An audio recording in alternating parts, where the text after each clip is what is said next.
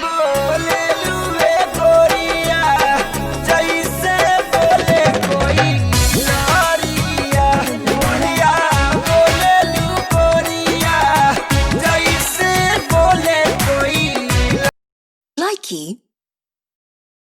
बिहार के छोटे singer PUBG पे कुछ ऐसा गीत गा रहे हैं। तोहके भूले खातिर लबदी रे खेली दिन रात पबजी रे। और बड़े सिंगर कुछ ऐसा गीत गा रहे हैं। हमर मौगी खेलत बिया पबजी लाइकी।